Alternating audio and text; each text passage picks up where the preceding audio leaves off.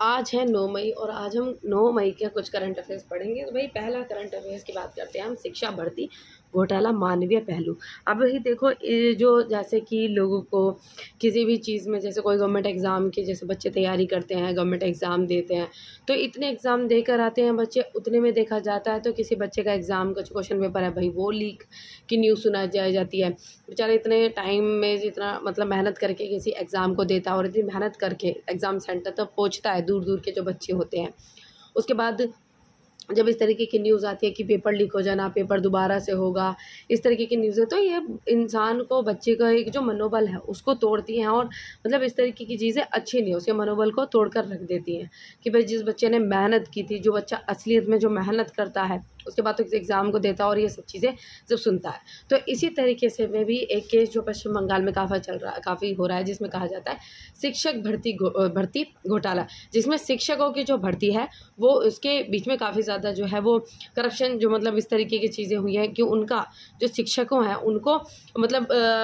जो उनको जो पोस्टिंग वगैरह जो दी जाती है, शिक्षकों को जो उनकी नौकरी जो दी जाती है वो बिना किसी भी एग्ज़ाम को पास करे हुए या कम नंबर के आए हुए, इस तरीके से बातें कही जा रही है। तो सुप्रीम कोर्ट ने कलकत्ता हाई कोर्ट के उस आदेश पर रोक लगा दी गई है जिसमें उसने पश्चिम बंगाल में 2 लाख जो 25,753 शिक्षकों और गैर शिक्षकों स्टाफ की नियुक्ति को रद्द कर दिया था और सीबीआई के घोटाले की जांच करने की अनुमति दे दी थी। और 2014 में पश्चिम बंगाल के कर्मचारी चयन आयोग ने शिक्षक भर्ती के लिए नोटिफिकेशन जारी किया था। ये जो न्यूज़ है जिसमें कहा जा रहा है कि 2014 में पश्चिम बंगाल के कर्मचारी चयन आयोग ने शिक्षक भर्ती के लिए नोटिफिकेशन जारी किया था और भर्ती प्रक्रिया 2016 में शुरू हुई थी, लेकिन आवेदकों ने गड़बड़ी के आरोप लगाते हुए कोलकाता हाईकोर्ट में याचिका जो है वो दायर कर दी थी। आरोप पर ये लगाया गया था आरोप कि भर्ती प्रक्रिया में धांधली की गई और नंबर कम होने के बावजूद भी जो है नौकरियां दी गई, और जबकि नौकरी पाने वाले ज़्यादातर लोग ने टीईटी जो है वो भी क्लियर नहीं कर पाए हैं। तो भाई जो बच्चा, किसी भी जो व्यक्ति, जो पर्सन जो किसी भी तरीके का जो एग्ज़ाम तक, नॉर्मल एग्ज़ाम तक पास नहीं किया, तो उस व्यक्ति को जो है नौकरी दी जानी, तो ये उस इंसान के साथ में, उस व्यक्ति के साथ में बहुत ज़्यादा मतलब डिस्क्रिमिनेशन है। जो व्यक्ति जो एक अच्छा कर सकता है और जो अच्छे नंबर लेकर आ रहा है, उसकी जगह पे किसी उस व्यक्ति को बैठा देना जो किसी भी चीज़ के लिए कैपेबल नहीं है, तो उन बच्चों के साथ ये बहुत ही गलत बात की गई है। और 5 साल तक चली सुनवाई के बाद भी जो मई 2022 में हाई कोर्ट ने सीबीआई को भर्ती की जांच के आदेश दिए और धीरे धीरे कई खुलासे होने लगे और भर्ती के लिए 5 से 15 लाख तक की रिश्वत लिए जाने के आरोप भी लगाए गए। और वैसे ही 2013 में हरियाणा में हुई जेबीटी शिक्षक भर्ती घोटाला, और ये जो भर्ती घोटाला है, इस तरीके के जो घोटाले हैं सिर्फ किसी एक ही राज्य में नहीं है या फिर एक ही जगह की बात नहीं, इस तरीके के घोटाले काफ़ी जगह पर देखे जाते हैं। जैसे 2013 में हरियाणा में हुए जेबीटी शिक्षक भर्ती घोटाले में तत्कालीन मुख्यमंत्री इंडियन नेशनल लोकदल के अध्यक्ष ओम प्रकाश चौटाला समेत 55 लोगों को दोषी करार दिया गया था, और ओम प्रकाश चौटाला तो अपनी सजा भी पूरी कर चुके हैं। उत्तर प्रदेश में मुलायम सिंह यादव के कार्यकाल में हुई शिक्षक भर्ती प्रक्रिया को मायावती शासन ने अनियमित का आरोप लगाते हुए रद्द कर दिया गया था, और उत्तर प्रदेश सरकार के मंत्री के भाई की नियुक्ति को लेकर भी खूब किरकारी हुई थी। और इसी तरीके से मगर ये जो मतलब जो प्रतिभाशाली जो युवा हैं उनके साथ में बहुत गलत होता है और सब चीज़ का जो है उनको ही भुगतना पड़ता है, जो कि व्यक्ति काफ़ी ज़्यादा कड़ी मेहनत करता है, मगर उनका कोई हक मतलब यह मार ले जाता है। कई घोटाले में पाया गया कि जिन लोगों ने भर्ती परीक्षा दी ही नहीं, उन्हें भी जो नौकरी वो मिल जाती है। देखो भाई कैसी बात है, जो बच्चा एग्ज़ाम देने के बाद जो अच्छे नंबर लाता है उस व्यक्ति को नौकरी नहीं मिलती, लेकिन कुछ पैसों की वजह से और इन सब घोटाले होने की वजह से उस व्यक्ति तक को नौकरी दी जाती है जो एग्ज़ाम सेंटर तक पहुंचा ही नहीं। सो वैसे तो सरकारी विभागों में खाली पड़े विभागों को लंबे समय तक भरा ही नहीं जाता। अगर उन्हें प्रक्रिया भरने की शुरू की जाए तो भर्ती के लिए आयोजित परीक्षा का पर्चा ही लीक हो जाता है। तो ये सब चीज़ें गलत बात है। और चतुर्थ श्रेणी के जो कर्मचारी हैं उनकी नियुक्ति के लिए भी उच्च शिक्षा प्राप्त जो युवाओं को आवेदन करना पड़ रहा है, और 1-2 पदों के लिए भी हज़ारों की संख्या में बेरोजगार आवेदन जो है वो कर रहे हैं। और पश्चिम बंगाल सरकार के शिक्षक घोटाले से राज्य सरकारों को सबक लेने की ज़रूरत है और इस तरीके की व्यवस्था जो बनानी चाहिए कि पेपर जो है बच्चा लेकर आ रहा है तो पेपर जो है लीक ना हो, काफ़ी कड़ी जो और भी सब चीज़ें हो देनी चाहिए कि बच्चा इतनी मेहनत करके कहीं पर एग्ज़ाम देना जा रहा है और उसने पूरे साल में जो मेहनत की उस एग्ज़ाम को देता है, उसके बाद इस तरीके के पेपर जो है वो लीक नहीं होने चाहिए और उस पर कड़ी जो चेकिंग वगैरह ये सब चीज़ें उन चीज़ पर काफ़ी ज़्यादा ध्यान देना चाहिए, किस तरीके की घोटाले को रोका जाए। अब हम बात करते हैं कोविशील्ड के बारे में, जो कि कोरोना के टाइम पे जो वैक्सीन जो है वो बनाई गई थी कोविशील्ड, जिसको काफ़ी ज़्यादा परसेंटेज में काफ़ी ज़्यादा पॉपुलेशन ने इस वैक्सीन को लगवाया था। और इस वैक्सीन के मतलब उस टाइम पे जैसे कोरोना को रोकने के लिए काफ़ी लोगों के द्वारा ये वैक्सीन लगाई गई थी। तो अभी इस कोविशील्ड वैक्सीन के ऊपर जो केस चल रहा है कि जो कोविशील्ड वैक्सीन जिस व्यक्ति के द्वारा लगाई गई थी, मतलब जिस व्यक्ति को ये कोविशील्ड वैक्सीन लगी थी, उसमें किसी न किसी तरीके के चेंजेस या फिर उसकी डेथ वगैरह होने के केसेस जो सामने आए, जैसे कि हार्ट अटैक वगैरह से डेथ हो जाना और ब्लड क्लॉटिंग वगैरह हो जाना, इस तरीके की चीज़ें सामने आई। और ये चीज़ें एस्ट्राजेनेका जो कंपनी है उसने भी इस तरीके की चीज़ें एक्सेप्ट की है कि उनकी दवाई में इस तरीके की चीज़ें हैं कि जिससे उनकी मतलब लोगों की हेल्थ पे जो है असर पड़ता है। तो इसकी न्यूज़ जो है ये इम्पोर्टेंट हो जाती है लोगों के लिए, और काफ़ी एक मतलब ये बेकार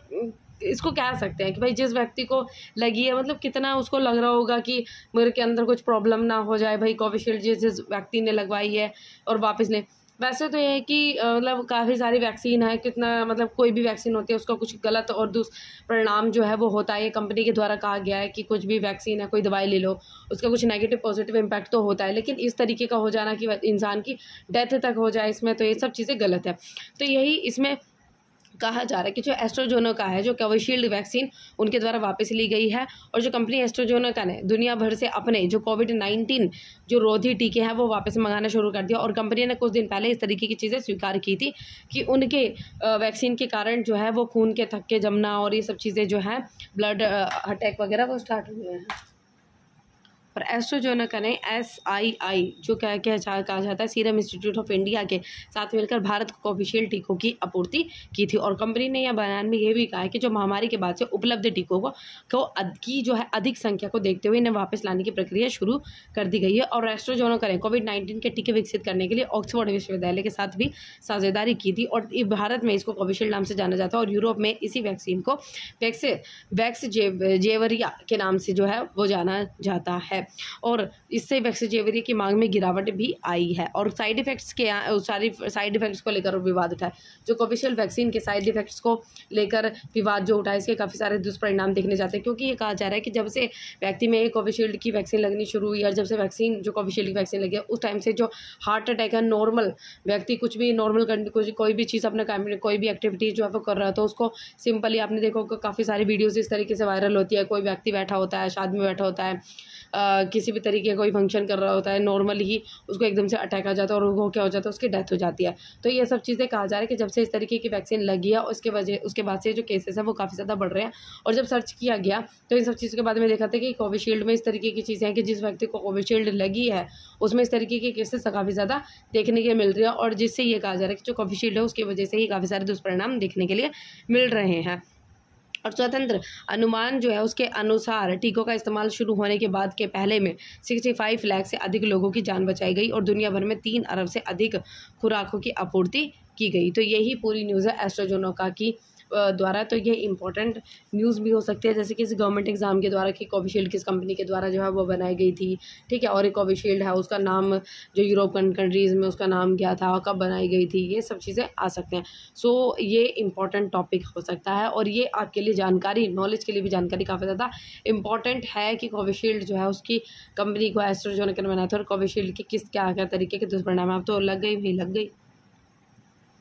सो जिसको ये वीडियो जैसे पसंद आती है, तो अगर आपको कुछ इन्फॉर्मेशन हमारी इस वीडियोस के थ्रू मिलती है, सो आप प्लीज़ हमारे चैनल को जो है वो चैनल को सब्सक्राइब कर दीजिए, और हमारे वीडियोस को प्लीज़ लाइक कीजिएगा अगर आपको हमारी थोड़ी सी भी लगता है कि इस वीडियो से कुछ इन्फॉर्मेशन मिलती है। और इसमें सिंपली थोड़ा सा कमेंट भी कर दीजिए अगर आपको लगता है कि थोड़ा बहुत इंप्रूवमेंट इसमें हो सकती है। सो नेक्स्ट टॉपिक पर पढ़ते हैं, ठीक है भाई। अब देखते हैं भाई किस को वैसे कोविशील्ड लगी है, कमेंट में आंसर ज़रूर करिएगा। जिस व्यक्ति को ये कोविशील्ड की वैक्सीन जो है वो लगी है, कि भाई उसको भी भाई देखा जाए कि कोविशील्ड वैक्सीन जो है किस व्यक्ति को लगी है, प्लीज़ कमेंट में करें कि भाई मुझे कोविशील्ड लगी है। डर तो लग ही रहा होगा ना, लग रहा है ना डर सही में।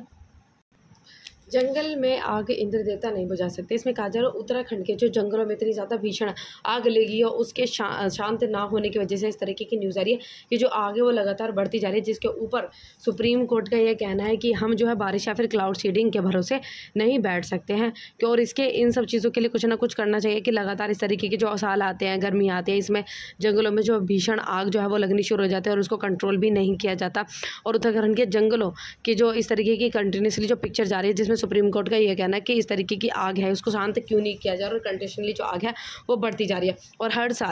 4 साल में जंगल की आग का भीषण जो है वो दोहराता है। इसके बाद अगले साल जो है उसके साथ कम फिर कम घटनाएं होती हैं और चौथे साल में फिर से यही घटनाएं जो काफ़ी ज़्यादा होने लगती है। और कोर्ट के द्वारा ये भी कहा जा रहा है कि इस मामले में कि यह देखना होगा कि केंद्रीय उच्च अधिकारी समिति को जो है वो कैसे शामिल किया जा सकता है। और अब हाई कोर्ट 15 मई को जो है वो अगली सुनवाई करेगा। तो इस तरीके की बातें कही जा रही है कि उत्तराखंड के जंगलों में भीषण जो आग है वो लगती जा रही है, उसको शांत नहीं किया गया, जिसकी वजह से सुप्रीम कोर्ट का यह फैसला सुनाया गया। सुप्रीम कोर्ट के द्वारा कहा जा रहा है कि किस मतलब क्या बातें जो हैं चल रही है। सो अब नेक्स्ट न्यूज़ पर चलते हैं, जिसमें ये कहा जा रहा है कि जो लिव इन रिलेशनशिप होती है भारतीय संस्कृति के लिए है कलंक। ये कहा जा रहा है कि जो छत्तीसगढ़ जो हाई कोर्ट है उसके द्वारा ये केस आया है कि जो लिविंग रिलेशनशिप हो रही है जो काफ़ी ज़्यादा फेमस है, मतलब ये है कि भाई काफ़ी युवाओं में इस तरीके की चीज़ें कही जाती है कि भाई लिविंग रिलेशनशिप जो भारतीय संस्कृति के लिए है कलंक। और ये कहा गया कि जो उत्पन्न बच्चे के संरक्षण का जो अधिकार है इसमें संस्कृति को कलंक बताया गया और कहा जो मुस्लिम पिता और हिंदू माता से उत्पन्न बच्चे के संरक्षण का जो अधिकार है पिता को देने से इनकार कर दिया। उच्च न्यायालय के अधिकारियों ने ये बताया कि न्यायालय में जो न्यायमूर्ति जो हैं इन सब चीज़ों में और ये खंडपीठ ने पहले से विवाहित अब्दुल हमीद सिद्दीकी 43 और मतलब उनकी एज और 36 वर्षीय जो एक हिंदू महिला है उनके लिविंग रिलेशनशिप से जो एक बच्चे के संरक्षण को है अधिकार जो है पिता को देने से इनकार कर दिया गया है। लिविंग रिलेशनशिप समाज के ये खंडपीठ ने कहा कि जो समाज के लिए जो इन वर्गों में जो लिविंग रिलेशनशिप है वो भारतीय संस्कृति में कलंक के रूप में जारी और इस तरह का संबंध एक आयातित धारणा है जो भारतीय रीति की सामान्य अपेक्षाओं के विपरीत है कि इस तरह के जो रिलेशनशिप है ये लिव इन रिलेशनशिप से बाहर आना बहुत आसान है और ऐसे मामलों में उक्त कष्टप्रद लिव इन रिलेशनशिप में धोखा खा चुकी महिलाओं को वेदनीय स्थिति और उक्त रिश्ते से उत्पन्न संतानों के संबंध में अदालत अपनी आंखें बंद नहीं कर सकती है। और उच्च न्यायालय ने 2 अलग-अलग धर्मावलंबियों के बीच के ऐसे रिश्ते की पृष्ठभूमि में स्पष्ट किया कि व्यक्तिगत कानून के प्रबंधन को किसी भी अदालत के समक्ष तब तक वैध ठहराने की दलील नहीं दी जा सकती जब तक कि इसे प्रथा जो है उसके रूप में पेश और साबित नहीं किया जाता। तो इसमें लिव इन रिलेशनशिप की न्यूज़ आई है जिसमें इस तरीके से एक छत्तीसगढ़ की न्यूज़ आई है जिसमें एक पिता था वो था मुस्लिम और जो माता थी वो थी हिंदू। तो उनके द्वारा जो बच्चा उत्पन्न हुआ तो उसमें कहा जा रहा है कि उसके संरक्षण की बातें हैं जो पिता के हाथ में बागडोर नहीं दी गई, उसकी माता को ये सब चीज़ें थमा दी गई। तो इस तरीके की रिलेशनशिप को एक कलंक बताया जा रहा है, हिंदू भारतीय संस्कृति के लिए कलंक बताया गया। तो कलंक है। तो नेक्स्ट न्यूज़ पर चलते हैं। राजस्थान में शिक्षक मोबाइल जो है वो बैन किया गया। मंत्री के द्वारा ये कहा गया कि स्कूल में जो शिक्षक है वो दिन भर मोबाइल में शेयर मार्केट और न जाने काफ़ी सारी चीज़ों में लगे रहते हैं और इसके लिए जो शिक्षा मंत्री मदन दिलवार ने कई दिशा निर्देश जो हैं वो जारी किए हैं। और शिक्षा मंत्री की ओर से जारी दिशा निर्देशों के अनुसार स्कूल आवर के दौरान जो स्कूल ओवर हो जाता है उसके दौरान जो शिक्षक पूजा पाठ करने या फिर नमाज अदा करने के लिए स्कूल छोड़कर नहीं जा सकते। और शिक्षा मंत्री मदन दिलावर ने शिक्षकों को सख्त हिदायत देते हुए यह कहा कि स्कूल के समय के दौरान पूजा करने या फिर नमाज पढ़ने के नाम पर कोई भी टीचर स्कूल ना छोड़े और अगर किसी को जाना है तो वह छुट्टी लेकर जाए। और छुट्टी लेकर जाने वाले शिक्षकों को रजिस्टर में दर्ज करना होगा कि उसने जो है वो छुट्टी लिया। और उन्होंने यह भी कहा कि अगर कोई शिक्षक बिना सूचना दिए स्कूल छोड़कर जाता है तो उसके खिलाफ कार्रवाई की जाएगी। ऐसे शिक्षकों को निलंबित या फिर बर्खास्त किया जा सकता है। और स्कूल में ड्यूटी के दौरान शिक्षकों के द्वारा मोबाइल फ़ोन के इस्तेमाल करने पर भी आपत्ति उन्होंने जताई। और उन्होंने ये कहा स्कूल में जो शिक्षक दिन भर मोबाइल में शेयर मार्केट और न जाने क्या क्या चीज़ें इन सब चीज़ों में देखते रहते हैं और मोबाइल फ़ोन में शिक्षकों के उलझे रहने से बच्चों की पढ़ाई जो उसका नुकसान होता है। और मोबाइल एक बीमारी है जो बीमारी जैसा हो गया है, इसी को ध्यान में रखते हुए यह फैसला लिया गया है कि स्कूल में कोई भी शिक्षक जो है मोबाइल फ़ोन लेकर नहीं जाएगा। और ये कहा कि अगर कोई शिक्षक जो है वो गलती से फ़ोन लेकर चला जाता है तो वह उसे अपने मोबाइल प्रिंसिपल के पास जमा कराना होगा। सही भाई बात कही जा रही है, जिसमें जो बच्चों हैं उसकी मतलब बच्चों की शिक्षा के ऊपर जो किसी तरीके का असर ना पड़े, क्योंकि काफ़ी स्कूलों में ऐसा देखा जाता है कि जो शिक्षक हैं वो बच्चे बैठ जाते हैं, पढ़ाई होती है और उसके बाद वो फ़ोन में लग जाते हैं। तो इस तरीके की बातें कही जा रही है कि जो राजस्थान में उसमें शिक्षक के मोबाइल के ऊपर जो है वो बैन लगा दिया गया है कि जो अगर लाते हैं फ़ोन लेकिन उसको पहले ही कहीं पर सबमिट कर दे ताकि वो भी डिस्टर्ब ना हो और बच्चे भी डिस्टर्ब ना हो। 9 तारीख को ऐसी क्या क्या चीज़ें हुई थी भाई वीडियो देख रहा होगा वो कह रहे होंगे भाई क्या इंग्लिश हिंदी में बोले नहीं है। सुन लो भाई, 9 तारीख को जो 9 मई को जो कुछ ऐसी चीज़ें हुई थी, कौन कौन सी ऐसी चीज़ें हुई थी जिसकी वजह से इसका जो नाम है वो इतिहास में जोड़ा जाता है। तो इस दिन जो मेवाड़ के महाराणा प्रताप जी का जन्म है बहुत ही ज़्यादा इंपॉर्टेंट चीज़ है और इसके ऊपर एक हम इनकी हिस्ट्री के ऊपर एक वीडियो लेकर आने वाले हैं। तो 9 तारीख की हम बातें देख लेते हैं। इस दिन क्या क्या हुआ था। मुग़ल बादशाह शाहजहाँ द्वारा अपनी बेगम मुमताज़ महल की याद में बनाया गया और मोहब्बत का अजीम शाहकार ताजमहल 9 मई के दिन ही बनकर पूरा हुआ था। इसके अलावा 9 मई का जो दिन है वो एक दुखद घटना का जो है गवाह भी बना, जब 1993 में आज के दिन ही दक्षिण अमेरिका देश इक्वाडोर के नाम्बिजा क्षेत्र में भूस्खलन से 300 लोगों की मौत हुई। और इसके अलावा जो वर्ष 1502 में दुनिया के सबसे बड़े खोजी यात्री और नई दुनिया के खोजकर्ता माने जाने वाले क्रिस्टोफर कोलंबस ने एशिया का रास्ता तलाश करने के लिए स्पेन के कादिज़ ने भी अपनी चौथी यात्रा शुरू की थी। क्रिस्टोफर वही एक साउथ मूवी है, बहुत इंटरेस्टिंग है, कोई बच्चा जिसने देखी है और मतलब ये कि क्रिस्टोफर की जो मूवी है उसको देखना, काफ़ी ज़्यादा इंटरेस्टिंग फिल्म है, ये साउथ की है, बहुत बढ़िया फिल्म है। 1540 में कई सालों तक मुग़ल शासक अकबर ने संघर्ष करने वाले मेवाड़ के महाराणा प्रताप का जन्म हुआ था। और 1653 में विश्वख्यात ऐतिहासिक इमारत और दुनिया के अजूबों में शुमार ताजमहल का निर्माण 22 वर्ष के निरंतर परिश्रम के बाद हुआ था। 1689 में अंग्रेज शासक विलियम तृतीय ने फ्रांस के साथ युद्ध की घोषणा की और 1866 में महान नेता, समाज सुधारक एवं विचारक गोपाल कृष्ण गोखले का जन्म हुआ था। 1874 में बम्बई में पहली बार घोड़े से खींची जाने वाली ट्राम कार शुरू हुई थी। 1946 में डॉक्टर राम मनोहर लोहिया की अगुवाई में गोवा में पुर्तगाल के शासन के खिलाफ पहला सत्याग्रह आंदोलन शुरू हुआ था।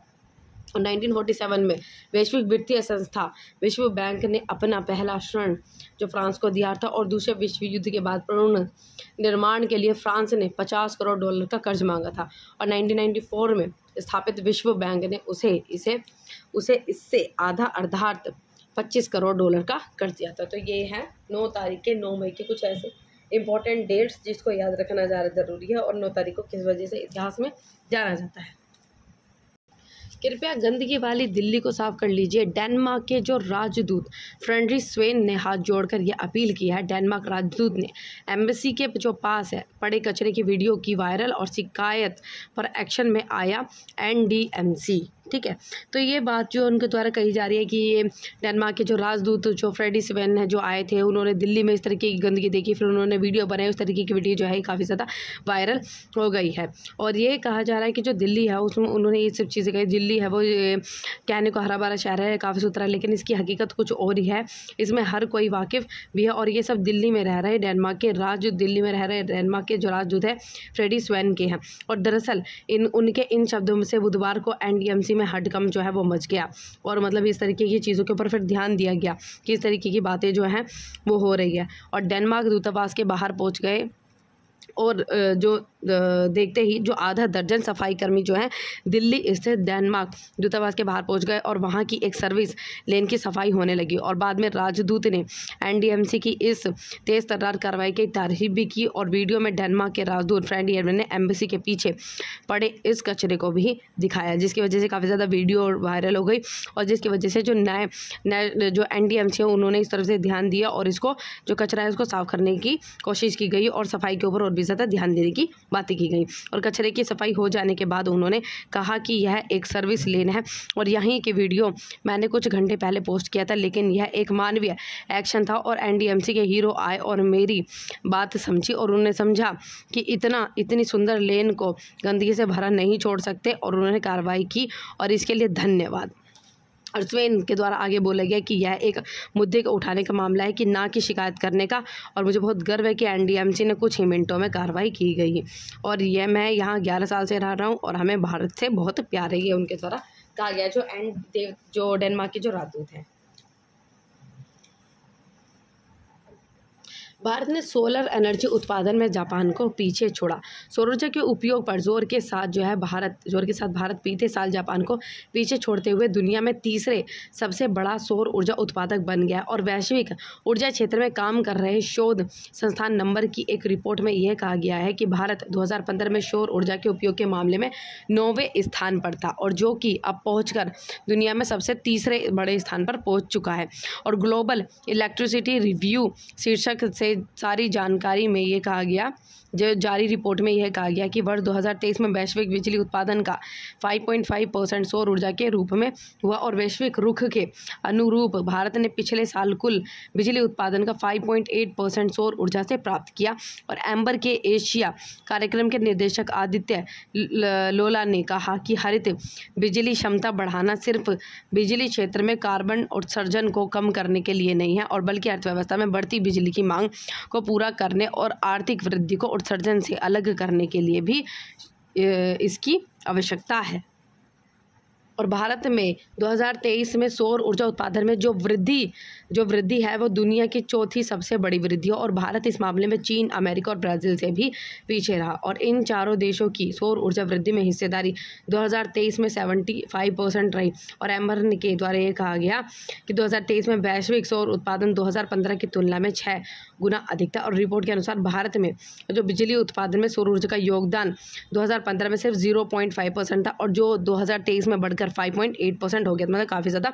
वृद्धि हुई है। और 2023 तक 30 तक देखा जाए तो सौर ऊर्जा वैश्विक बिजली उत्पादन जो है 22% तक बढ़ जाएगी। तो सूर्य ऊर्जा का जो काफ़ी अच्छा जो है वो मतलब काफ़ी अच्छा जो फ़ायदा लिया जा रहा है और इस तरीके की चीज़ें कही जा रही है जिसमें काफ़ी देशों को सोलर एनर्जी में पीछे जोड़ा जा रहा है और जिसमें भारत आगे विकसित करता जा रहा है। प्रवासियों ने भारत को बना दिया नंबर 1। 2022 में $111 अरब स्वदेश भेजकर रचा इतिहास। और संयुक्त राष्ट्र प्रवासन जो एनजीसी एजेंसी ने कहा कि भारत को 2022 में $111 अरब का प्रेषित धन प्राप्त हुआ और जो दुनिया में सबसे अधिक है। और इसी के साथ भारत ने केवल $100 अरब के आंकड़े तक पहुंचने बल्कि इसे पार करने वाला पहला देश जो है वो बन गया। और इंटरनेशनल ऑर्गेनाइजेशन फॉर माइग्रेशन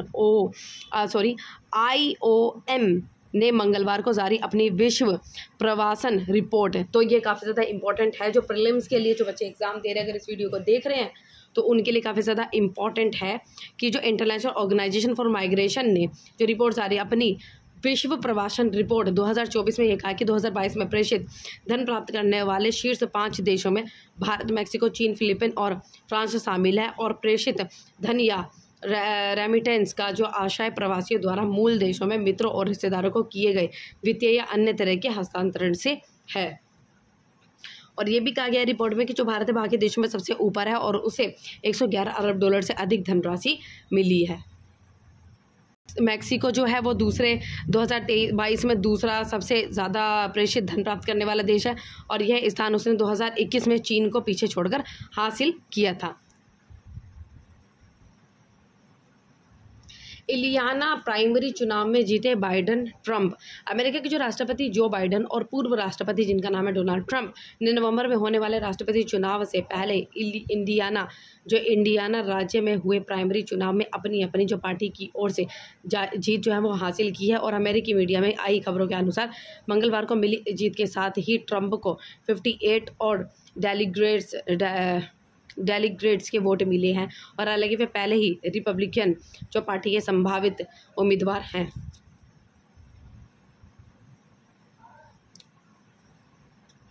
और अमेरिका में 5 नवंबर को चुनाव होने हैं। तो इस तरीके की जो न्यूज़ है जो हमने देख ली है। और नेक्स्ट न्यूज़ जो कि हम पढ़ते हैं, भारत ने यूएन के आतंकवाद रोधी कोष में दिए $5 लाख। जो भारत ने संयुक्त राष्ट्र के आतंकवाद रोधी कोष में $5 लाख का योगदान दिया है, जो आतंकवाद के खिलाफ वैश्विक लड़ाई में बहुपक्षीय प्रयासों के समर्थन देने की उसकी अटूट प्रतिबद्धता को दर्शाता है। और संयुक्त राष्ट्र में भारत की स्थायी प्रतिनिधि एवं राजदूत रुचिरा कंबोज में जो है वो रुचिरा कंबोज ने मंगलवार को संयुक्त राष्ट्र के आतंकवाद रोधी कार्यालय के लिए अवर महासचिव व्लादिमीर बारकोव को UN counter terrorism trust fund में देश की ओर से $5 लाख का स्वैच्छिक वित्तीय योगदान सौंपा गया है।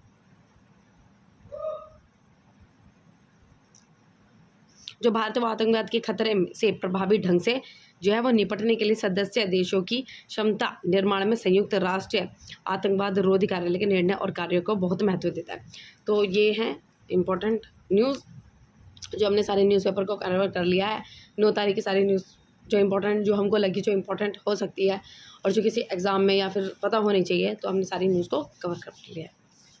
हमारी वीडियो पसंद आई तो प्लीज़ हमारे वीडियो को लाइक करें, चैनल को सब्सक्राइब करें और कमेंट करें।